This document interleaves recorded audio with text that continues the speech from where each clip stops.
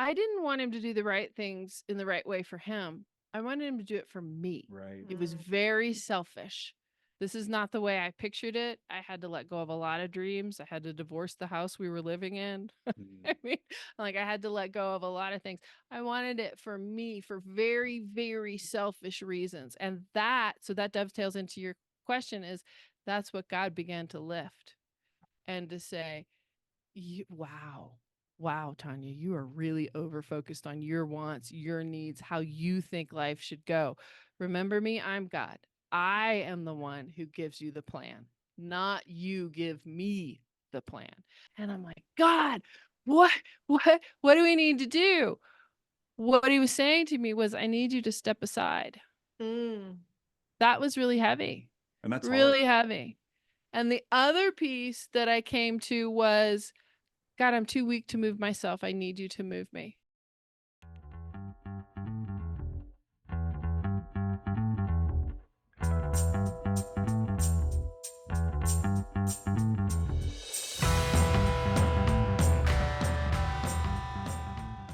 If you're struggling in your marriage or wondering if it's even salvageable, before you give up, let us come alongside you with a biblical vision for marriage. We bring a counselor's heart and a pastor's heart into the mix to equip you and encourage you for lifelong love.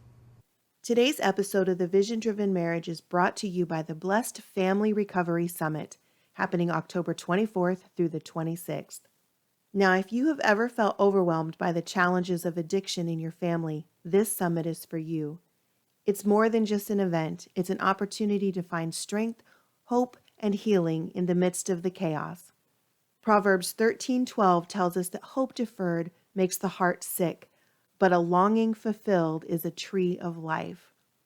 And if you're in a season of feeling like hope is slipping away, this summit is designed to show you that there's support and a path forward. You don't have to walk this journey alone. There will be 16 inspiring speakers who have walked similar paths. You'll also hear faith-based strategies for healing and practical tools to help you navigate your relationship with an addicted loved one. This summit is packed with resources to help you reclaim peace in your home. You'll learn how to guide your loved one without losing yourself in the process.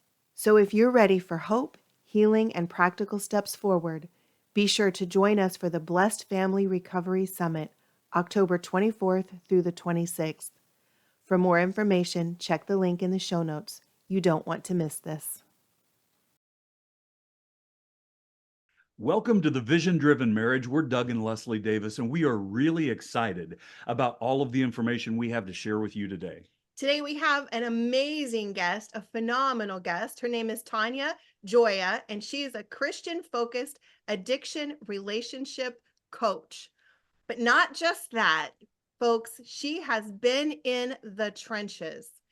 Tanya's personal experience with addiction in her family fuels her passion and her understanding. Her story is one of resilience and hope and unwavering faith.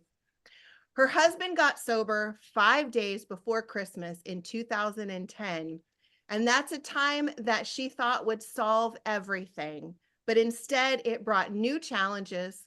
It brought a restraining order. It brought financial struggles and the daunting task of managing 2 kids, 2 horses, 400 chickens, and a dog, and on 20 lonely acres in Colorado. And at this time, Tanya's life was really hurting, yet her prayers for sobriety were answered as her world fell apart. And Tanya went on a personal journey of self-discovery and healing, and now she takes others on that journey as a professional coach. Welcome, Tanya. We're so glad to have you. Thank you. Thank you, Doug and Leslie. So we were talking beforehand, and what I call this whole story is cops, courts, and chickens. So it was totally unexpected. And you guys are probably well aware of the purpose-driven life Yes. by our friend over at Saddleback Church. Yeah. I was reading that book at the time. So this is quite a while ago. I'm reading that book and I'm like, God, what do we need to do? What he was saying to me was, I need you to step aside. Mm. That was really heavy, And that's really hard. heavy. And the other piece that I came to was, God, I'm too weak to move myself. I need you to move me. Yeah. So he asked me to step aside, and I said, I can't do it. I don't have the will to do it. I don't have the strength to do it. I don't even know what you're asking at that point. Mm. So God and I were in communication, but not great communication. Right. Let me tell you, I wasn't very clear on what he was saying, and I knew something needed to happen. And here's the interesting thing, and I share this with great love for God and great humility for my ego, is when he moved, and he moved Mm. fast and swift and in a way that I don't know that any screenwriter could have come up with what happened. And like you said, Leslie, it happened 5 days before Christmas. My boys are 3 and 5 years old. Mm. It was quite an experience. The one thing I did learn to do was to plow. I learned to plow the driveway really well, and I also became hero mommy because of it, because you're not supposed to plow uphill. And if you know what happens when you plow snow uphill, it goes over the top of the truck and you can't see anything. And my little boys sitting next to me are like, "Yay, This can we is do that so again?" cool, And Mom. mommy's going, "Oh my gosh, we're gonna Well, die." I'll just let you know, you don't have to be 3 and 5 to think that's cool if Yeah. you I still do. So But literally we could have fallen off the side of the road, but all was okay. God was protecting us. So I really appreciate the work you're doing with marriage. It is certainly something that is on my heart. Having a level of addiction in the marriage makes it even harder. It's kind of like the hard candy shell. It's hard to penetrate and get in there. And so shifting that understanding to one of, hey, we are all God's children. We all have hurts, habits, and hangups. mhm. How do we decide to shift that? And sometimes it takes a true intervention, like what happened with us. Yeah. And so you were saying that God was telling you to get out of the way. Is that what you said, to move out of the way? So here's here is something that wives are good at, and we think we're here to take care of our husbands, which we are, but we're also here to run their lives and sometimes be their savior. Yeah. And how did And that work for you? it didn't work very well. It didn't work very well. So if you have ever tried to save somebody else out of your own power, you Mm. become exhausted, Yeah. cranky, And resentful, disappointed. disappointed, angry. So I was all of those things to the point where any addiction will degenerate over time. So we were in that stage. But what I can tell you is I was at a sicker point than he was, because I was trying to live everybody's life, Mm. not live my life, and had basically abandoned myself. So when God came looking for me, yes, my internal was still beating, but I wasn't really home. Mm. Yeah. I was out doing other things and mood altering myself, in that if I can fix this, then I will be okay. So it becomes my job to fix you. If I can't fix you, then I can't be happy. So I'm going to keep pursuing you and trying to fix you in ways that you don't want to be fixed, or probably don't need to be fixed. Yes, and in the coaching and counseling world, we call that the distancer pursuer relationship. And the Yes. more one pursues, the more the other distance. And it makes a dynamic that just makes it really hard to forge any kind of connection in that relationship. So tell us what happened. How did it play out? So God was in the mix in all of this. It played out in a way that our church completely surrounded us. Oh, So I am super grateful for our church. Our church was Celebrate Recovery aware. They were 12-step aware. They were right there. Our pastoral team jumped right in and supported both of us. Now, we didn't just get to walk out of the fire. right. Jesus was in the fire with us. We had a 23-month separation. The Mm. first part of it was full on restraining order, not imposed by anybody. If you've ever been through this, the court takes over your life. You Mm, don't get to make these choices anymore. They impose what they feel is best. So we had 3 months of total quiet with only texting about the children. The parental app was not up at that point. At this point, if you do that, you have to be in a monitored app, but that at that time wasn't happening, which I think, looking back on it, this sounds so strange, was really necessary. We needed a cool off period. So any marriage couple that's listening out there, when you get really angry at each other, if you just keep going at it, you're not accomplishing anything. Right. If you have a cooling off period and come back, then you have ability to think again, right? So this was just an extended cooling off period of thinking again, figuring out what's next. And like I said, God needed me to get out of his life and stop running his life for him, or thinking that I was running his life for him. Really, I wasn't. And God needed to be able to get into my life. So he needed space. As long as I was running everybody else's life for it, I'm like, I got it. I'll handle it. I got it. And I'm relatively good at it, right? Or so I think. I can get the bills paid, the chickens fed, the horses done, all those types of things. Although I And can't imagine that 200 chickens wouldn't be over, or 400 chickens wouldn't be overwhelming. Like, to me, that oh, would be overwhelming. here is another one of God's blessings too.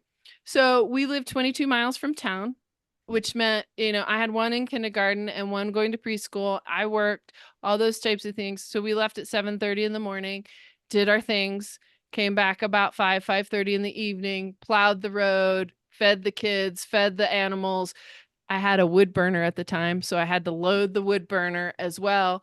And then I would put the boys to bed and fall asleep in front of the wood burner. I got sleep. I got rest. There, a lot of the women that I coach, they can't sleep, they can't eat, they're not functioning at all. God was really aware of my ADHD, and he's like, okay, I'm going to give you so much physical stuff to do that you can't do anything else but go to sleep. So I sat there and I read, I can't name what I read. Well, I read the Bible, of course, but I read other Christian literature and just kept pulling that in and pulling that in. And he was so gracious and tender with me around, I know you're hurting and I know you can't take in much right now, but I've put this church around you. I already had an Al-Anon group that surrounded me. The boys and I had already begun to build some community as well, where there was another young couple who couldn't have kids. They surrounded us as well. It was a really loving time. And it was a desperate suffering. My heart is breaking. How am I going to raise these children? What's really going to happen time? So that's what God brought me to this morning as I was preparing for your podcast, was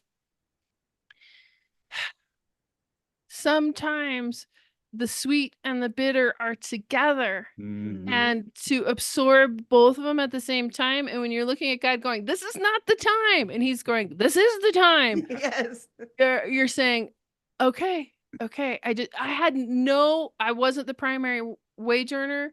We had no real savings at that time, and God provided every single step of the way. People invited me over. We live in an area where people hunt.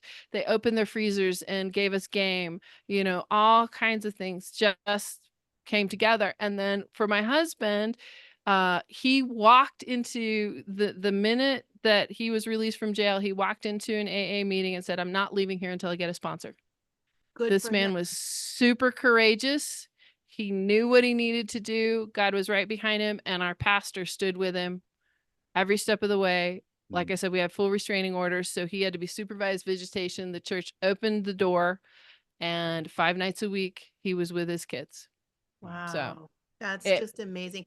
I love to see how, or to hear how in your testimony, that when things got rough, you turned to the Lord. Yeah. And I know I'm getting ready to speak on September 14th at a women's conference, and we're talking about Psalm 23 and how the Lord provides everything that we need. And I know that some people, some of our listeners, even right now, are thinking, but that's not true. And I'm like, no, but it is true. Like the Lord does provide everything that you have need of. If he hasn't already provided, it is in the pipeline. But the thing is that so often, like you were saying, we're trying to control our circumstances and the outcome of our circumstances. And that's Mhm. not our place to control that. That's not our place to even assume that we know how things are going to play out. What had to happen for me was it had to spin so far out of control that there was no chance of me reclaiming it. And God I knew that. He knew that that's how you needed it to play out. absolutely, and what I work with women around is you don't have to let it get to that point. Right. If you Mhm. begin to hand it over earlier, if you begin to step away and do more of the more of the things that you need to be doing between you and God rather than trying to collect him. You know, I'm like, you need to show up at church. You need to be here for the kids. You need to what man wants to have a mother in Right. Right. his wife, Right. right? Right. Yeah. I will let you know, none. None. That's the answer. So here, let me give you this. This is a concept I've been talking on and filling out lately. Is we can be partners, which is what we're designed to be, Right. or we can parent our partner, Mm. Right. right? And oh, it's raising its hand. If we if we parent our partner and they let us, we've set up an unequal power balance, Yeah. right? Right. Really, that partner needs to say, hey, I love you and I care about you. I Mhm. also love my mom or dad, and I have parents or I have Right. had parents, and I want to be your partner. You know, Right. we're built to build each other up. The Mhm. other pet peeve that I have, and we all probably watched Jerry Maguire, so you're with me on the movie reference, right? And Yes. she comes in and he goes, "You complete me." I'm like, "No, Mm. that is not the biblical standard." So, and at least the pastor is shaking his head. The biblical standard is not to take two people who have holes, HOLE, and mesh them together and try and make some Play-Doh thing that creates something that you know, they said you become one, right? It's not to take holy people and then try and make something out of it. It's to take whole people, HOLE, pair them together with God and make a new entity Mhm. rather than trying to have them repair each other. And that's what was happening in our relationship was to the best of our broken ability, we were trying in our own crazy ways to repair each other in ways that only God can transform. So that's why I struggle so hard with Jerry Maguire. I'm like, no, no, she doesn't. She doesn't complete you. Right. God completes you. Right. And once you Yes. are whole, you can come together with another whole person and Yes. really form something holy, HOLY. It's oh, it just makes me crazy. So while we're going through this crazy time, God is providing only because, well, he would have provided anyway, but one of the reasons I'm seeing it is because I am so exhausted. My Mhm. cup is so empty that Yes. I don't have anything to give anybody else at this point Mhm. other than to show up for my kids, show up for the horses, the dog, and the 400 chickens, of course. I'm showing up for them because I would wake up in the morning and I would think I'd lay there in bed and think, do I have enough food for the horses? Do I have enough food for the chickens? Is the dog okay? Do I have enough gas to get the kids to where they need to go? You know? Right. And then I would go to work, and luckily, here I worked at a spa with a lot of other women. So if I'm coming in and I am weeping, they would hold me, help me get myself together, and then I'd go on with the rest of the day. You Mm. know, I was just, most people won't think this, but I was in the perfect spot. He had me already surrounded by people who were there to support me. And see what I love about that, Tanya. Um, we've seen so many people who try to have their spouse complete them, and you're right. It's just it's the wrong idea. It's not what God's called us to. We know we're completed our identity is in Christ. It's not in Amen. what my spouse gives to me. That's a blessing. That's an amazing thing. But the other thing that I loved about what you just shared, I've had so many people who I've had the privilege to hear their testimony as they're going through the addiction part, where they realize that they were completely broken and unable to do anything until they admitted, I can't do this, and completely gave their addiction to the Lord. What I love is you're sharing that as the spouse of an Mm-hmm. addicted person, you got to that same place because of God's goodness. He brought you to a place where you realized, I can't do this. And he had you Mm-hmm. exactly where you knew you had to turn to him. And that's a Mm-hmm. beautiful thing that we don't hear a lot. We hear that from the addicted spouse. Mm-hmm. What a Mm-hmm. beautiful testimony that God did that same thing in your life and said, I will be there for you too. Do you feel like sometimes in the mothering part, like before you were able just to let it all go and let God control the situation, but when you were acting as the mother instead of the partner, do you feel like that led to a lot of enabling of your spouse? I wasn't acting as the mother, I was acting as the dictator. Ah, I mean, let's well, be really real about it. When I was not only the household person who provided everything for everybody, who did the social engagements, who did, all of we're going to church now, we're going out here, and the budgeting, I was also the spiritual director. I mean, I literally I literally double hipped him at the back door. So I put one hand on each hip, put my finger in his face and said, Jesus is coming for you because you are totally backwards on what you are doing. Is that the my Holy call as a Spirit, right? spouse? You got to be the Holy Spirit. Yeah, but no, that's ugly and abusive and not Jesus doesn't even speak to people that way. Yeah, that's true. That's He true. doesn't do that. I was condemning. We're convicted, right? We can be convicted, but we're not condemned. I was so angry, so hurt, so overwhelmed that instead of turning to the source, I am looking at this resource, Yeah. myself, my husband, all those types of things. So crazy doesn't even really begin to describe me.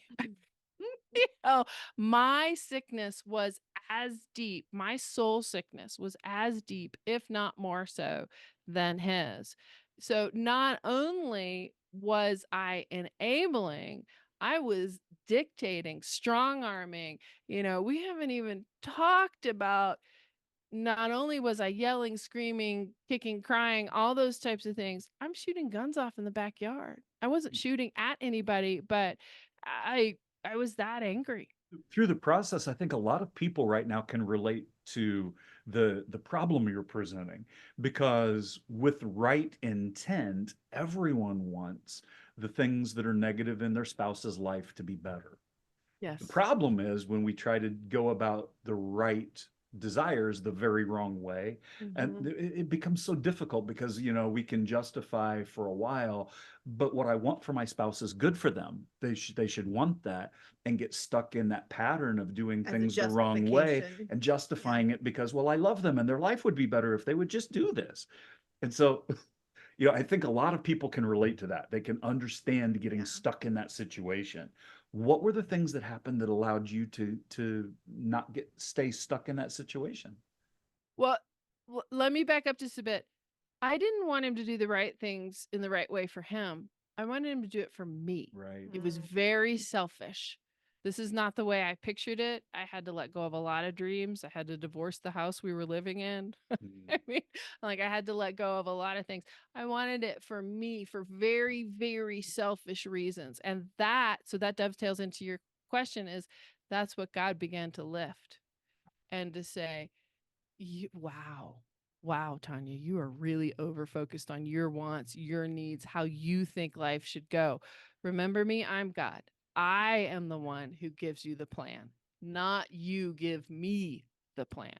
So, this total breakdown, I had been praying for probably over 2 years, some really ugly prayers too, if you want to know the truth. I had been praying for the death of my spouse Mm. because I couldn't do it anymore. I didn't want to get divorced. I didn't want to do that. So I have been praying, okay, my child is 5, God, it's time. It's time. It's time. And then we had this total breakdown. That's what it took. And that didn't completely solve it. Let me fast forward you another 8 years. My son was significantly struggling to the point where we needed some therapeutic intervention. And his therapist came to me and said, it's not safe in your house for him to do the deep work. And I went, oh, what exactly does that mean?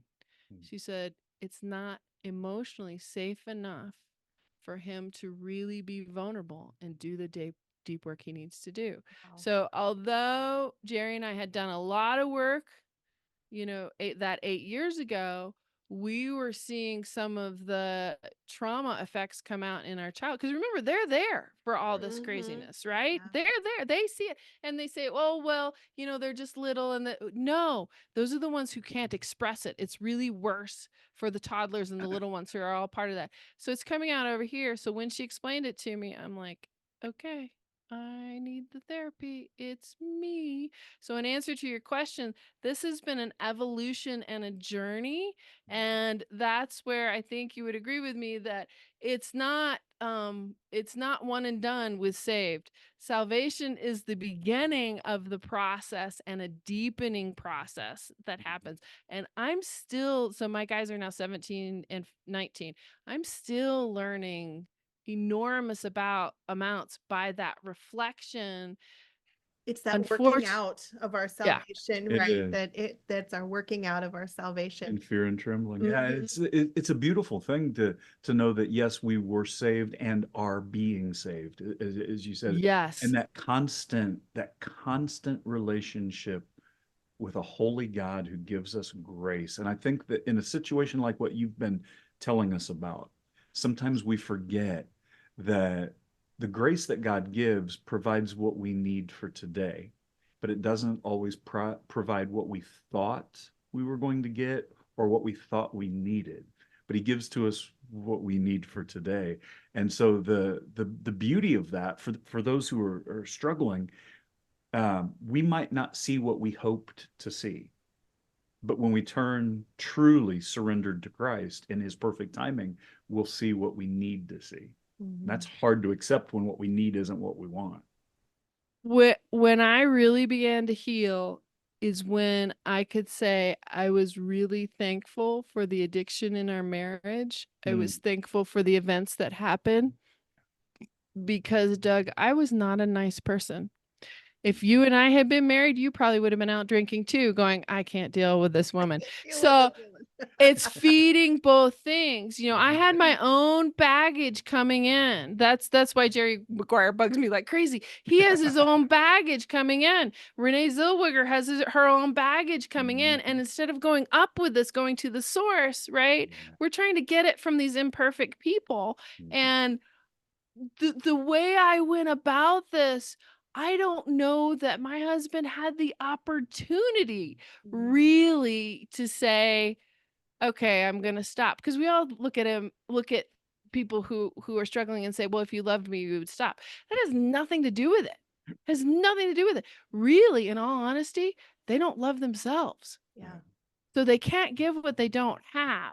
And in the big book, it says, this is, I think, one of the key phrases that the big book of Alcoholics Anonymous that says, it is those that are unable to be honest with themselves that don't make it out. So if you have somebody, like you were talking about earlier, if you have somebody going guilt and shame, guilt and shame, guilt and shame, guilt and shame, where are they going? They're going over here, right? Why would they want to be honest with themselves when they have to come back and face this person who is just a screaming Mimi? It's But absolutely I nuts. think that being honest with each other, that's our call to humility. When when you look at the Bible verses that talk about what it really means to be married, and we are to be humble before each other, to each other, that so even without an addiction, or even an addiction personality types, they might not have an addiction, but they would lean towards addiction, right? We're called to be humble to each other. And if you can't admit any faults or any breakdowns. Where's the humility in that? So that just makes the relationships all that much harder. Absolutely. So my favorite parable is the prodigal son. Mhm. Not because of the prodigal son, but because I'm the righteous older brother Yeah. who never gets it. Yeah. Never, ever does he get it. He doesn't say to the father, "Yes, you are gracious. Yes, I want to come to the feast." He says, "We had a contract. You Right. owe me." Right. And Mhm. that's what I was saying to my husband. We have a contract. You owe me. Yeah, we talk a That's lot not a about marriage. contractual relationships versus Versus a covenant. covenant relationship. And that's what the type of relationship that God has with us is, a covenant relationship. And how that plays out in the marriage.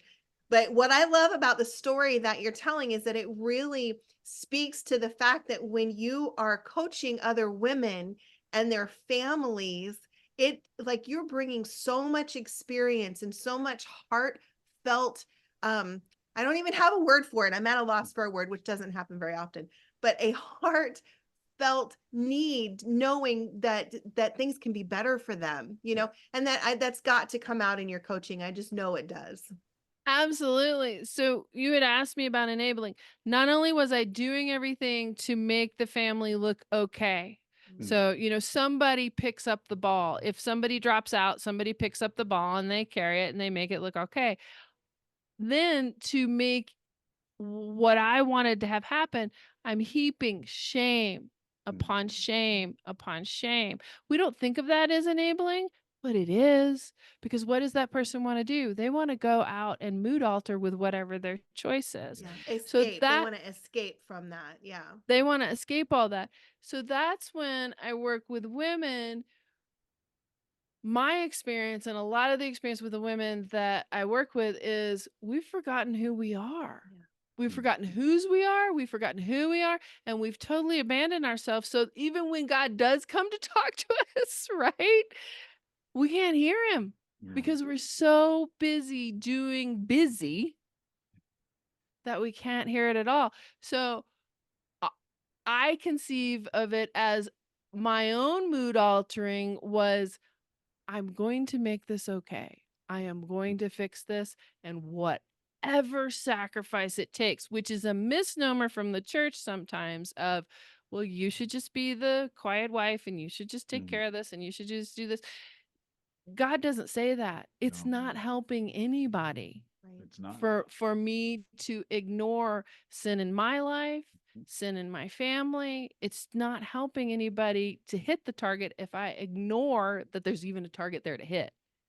Well, and in the process of all of that, you've described not only what God's taught you about how to come alongside an addicted spouse, but I think that speaks volumes that the church needs to hear, because too often what you were talking about and being able to hide it, so or from the church, was because the church enables that type of brokenness by heaping shame, when the reality is we've all been called to come alongside one another Mhm. and to realize, Absolutely. we have the opportunity to come alongside those that we love, our church family, and just let them know, even if I don't have a clue what to do, I know the God who has the answer, and I want to Mhm. pray with you, and I want to be there for you. And even if I don't get it, just know that it's okay. I'm here is a huge thing. And Mhm. so I think the church needs to learn from that as well. But Mhm. back to how it can help your spouse. Um, what is it that we can do if we have a spouse who's dealing with an addiction, where we can actually support them Mhm. instead of accidentally enabling their issue? Absolutely. So the very first thing you can do is take this to God in prayer. And I know we've been talking about that. And people are like, well, you just pray. No, you don't just pray. You say, help. I Yes. don't understand. Bring information into my life so that I can understand this better. The next thing you can do is look back at yourself and say, where am I not eating properly? Where am I not sleeping? Have I been to the doctor in the last year? Have I taken any time for myself? Um, I'm recently reading John Mark Comer's Ruthlessly Eliminate Hurry. And it is about the fact that we have covered ourselves with so much busyness that he said, love can't thrive. So if every time I am angry with you when you come home, if every time I have some cutting remark when my person comes home, that really means I'm not connecting with God and I'm not taking care of myself. Now, I hear the crowd going, "But I don't have time. He's not doing anything or she's not doing anything or da da da da da." You have more resources than you think. So that's one of the things that I start with everybody to think about is what truly are your values and who are other people who hold those values? Can you drop the kids off at mom's house for an afternoon and you go for a long walk? Can you say to work, "Hey, you know what? I really need to cut out an hour early on these and these days so I can get to my Bible study." If you're more of an introverted person, do you need more time in the morning where you can just sit and be quiet before the onslaught of the day? So it sounds ridiculous, but if I take care of me, I set everyone else free. It doesn't solve whatever the addiction behavior is that's going on, but here's the key. Wives end up being the bad guy because they choose to be in that role. So if I attack you verbally when you come home, then instead of you going, "Yeah, I'm really not doing very well and I'm all over the place," now I'm the bad guy. And all the frustration gets pinned on me. Of course, I go out and drink. Of course, I play video games. You're just awful to come home to. Why wouldn't I go and do that? Mm. Yeah, yeah, and I can see where self-care is so important because when God is calling you to a gentle answer or a soft reply, and we have all that frustration built up inside of us, it's really, really hard to give a gentle answer, Right. So yeah, self-care is crazy important, very crazy important. One of the key things I had to do was change my language. So in my head, my husband had a very unpleasant, foul name, and I won't even say it out loud. When I thought about him, I thought this name, and God really convicted me, and he said, "Mm-mm, you've got to let that go." So for a while, he went unnamed. And I'm like, But that was progress, right? that was That's progress. progress. So then I had to think about if I'm thinking all these awful thoughts inside my head, like, okay, you can't take care of yourself, you can't take care of the kids, and you're not even doing what you're supposed to do at work, and we're looking at losing the house, and da da da da da. I'm thinking all of this conversation before we even have a conversation. It's almost impossible for me to give a kind answer, a positive answer, a gentle answer, anything like that. So we've circled right back around to self-care. And what does God teach? Take all of those thoughts That's captive. captive. And you're Yes. standing there going, "But you don't understand." And then you Oh, have to but he think, "Well, I does guess you understand. do understand." Right. Yes, Right. yes, he does understand. And I think that he gave us that Bible verse to take every thought captive. One, to say it's possible. Like it's possible to take every thought captive to Christ. Otherwise he wouldn't have given us that directive. And I love John Acuff has a quote about just because it's our thought doesn't mean that it is or it has to be our action. But once we have a thought, then we have a choice. Absolutely. And who influences some of our thoughts? We've got the enemy Oh, surrounding us absolutely. going, "Okay, think this." So that's why I'll show this on the camera. This is another one of these, but I still have one from the time where we were really struggling. I carried this around because I'm not great at memorizing scripture, but those ugly thoughts started coming. I'm like, "Okay, let's flip here. What are we looking for right here? Where are we going to get to the right one?" And I would say that 1 John 4:18, there is no fear in love, but perfect love casts out fear. Mm-hmm. Anybody can memorize that one. Right. And that was super strong for me because I was so afraid. That's really what was going on. I was so afraid that I was gonna lose my kids, that I was going to lose a house, a husband. I was literally afraid of losing my mind at some of those points. So, it's not just not thinking that thought, but it's replacing it with the good. You can't Yes. cast out the demon and leave a vacuum. You have to replace the good Yes. in there. So if we've talked about it, one, looking at how much you're giving away and what are you keeping for yourself, connecting with God, and then replacing those thoughts. Those are all things you can do for free. You can Yeah. do all on your own. You don't need anybody else to participate. I Right. would highly recommend, I'm very auditory. Having the Bible in an auditory, really, you can't think two thoughts at one. So that was helpful, listening to whoever, whatever minister, we've got all those things available to us right now. That really makes you feel safe, makes you feel like you're gonna be okay and you're not going to lose it. Because when you come with all those thoughts, you Yeah. know, and they can see it. Honestly, Leslie, they can see it. The jaw is locked, the eyes have narrowed, and my husband is like, "Okay, I think I'll just go downstairs right now." Yeah, like, I'm gonna turn and exit right now.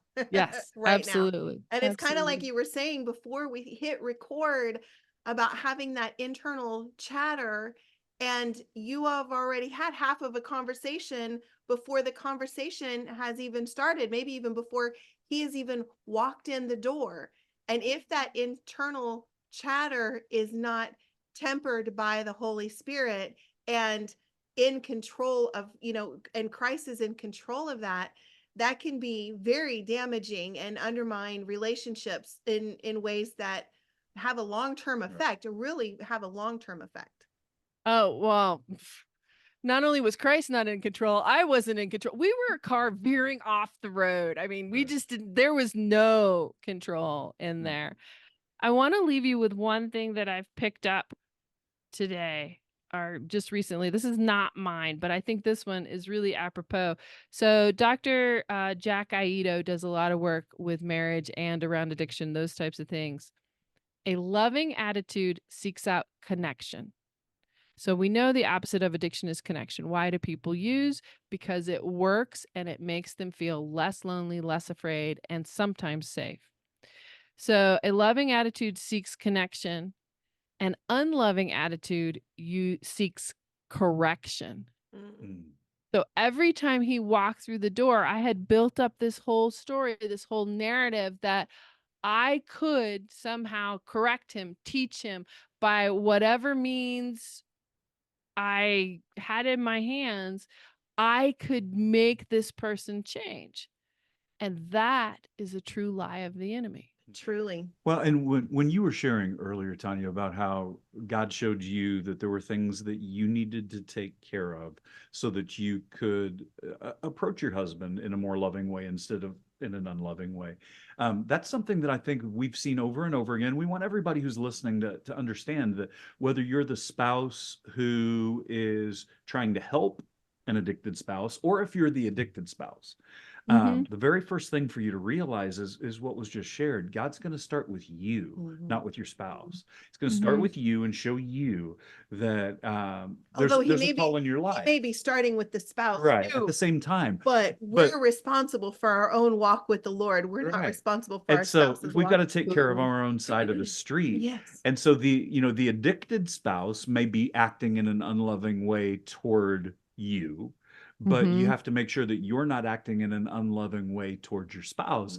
Mm. And when God starts the process of letting you realize you have a privilege to be able to love your spouse, and doing that is going to help them be able to more bravely respond to what God's calling them to do in their life. That becomes huge. I know there's people who are saying, but you don't understand. My spouse is doing these horrible things and driving me toward my behavior, whether it's the behavior of correction or the behavior of going to the addiction. It's easy for us to think my spouse's behavior is leading me toward that, but the reality is we have a choice, and the choice is always going to be Always. better when it's loving. Always. There's been a resurgence of Man's Search for Meaning by Viktor Frankl. Mm. I read it 30 years ago. And when you take somebody like that who is completely stripped of his dignity, of everything, in a concentration camp. So he was in a concentration camp. His conclusion was, your attitude is the only thing Yeah. that you really have control over. And nobody else can do that for you. So I could say, you're driving me to these things, but in reality, Right. in this country at least, I am not forced into any of this. I have made a choice. And then between God and I, we have to make choices together of what the next step is. That's where I'd gotten it all backwards, was I was making the choices and going, God, I need you to bless this. Wow. And it never works like that. Nope. Yeah, Never. no. I think a lot of us get that backwards. I think that that is a common problem in the Christian walk with the Lord, because especially with a maturity level that is, maybe an immature Christian, that plagues them a lot. I mean, I see that. I see it a lot. I've seen it in me, and Mhm. so I think that it's a very common problem. And so, Absolutely. Tanya, I am so excited that you have been able to join us today. Yes. I'm going to link all of your links in the show notes, your Thank you. website, your freebies, all the things. But you have something really special coming up in October. And this is what I really want to tell our listeners about. So, would you tell us about the summit that you have coming up on October 23rd? Sure. So we are doing the second year of the Blessed Family Recovery Summit. This is particularly for families and spouses of someone who is dealing with an addiction. Now, an addiction for me is something that has short-term positive effects, but long-term negative effects that crashes your abilities to hold relationships, hold jobs, make your life something that you are excited to participate in. So it could be anything. We don't just handle substance abuse disorder or video gaming or workaholism or anything like that. It, any addictive behavior can be there. But Scrolling. scrolling. What we're doing this year is, where is God in this mess? Because that's certainly what I felt. Was my house was on fire. I'm still, I've got a little spray can and the whole house is going up. So where is God in this mess? God in the midst of addiction. We've got 15 wonderful speakers showing up. We're doing a prayer wall again. We're going to have very practical tips that you can take home and start doing immediately. And the whole summit is free. The whole summit is absolutely free. Kickoff will be October 23rd, and then it will follow for the next couple days, 4 to 5 hours in there. You can choose to watch all of it right then, which I highly recommend. You will be soaking in it. I've invited folks to share their God story, to share their deep God story of where God showed up in their struggle, because I really want to leave people with hope and Yes. to know that God hasn't forgotten you. You haven't been abandoned. You haven't been left on the wayside and said, you're not worth it. We see that all through the Bible. It's still true today. Yes, I love that. I love that that's the focus, is that instilling hope in people. Yes. And so I'm thrilled about the summit. I will link it in the show notes. You'll have instant access to signing up to register for that, with the link that'll be in the show notes. And so I just am so excited that you've been able to join us today. Well, thank you. Thank you for all of this. It's such a great perspective, and I really enjoyed it. Well, thank you for your perspective and for blessing us and blessing our audience. Mhm. We've been joined today by Tanya Gioia. We're Doug and Leslie Davis. This is the Vision Driven Marriage, and we're continuing to pray that God will solidify your marriage.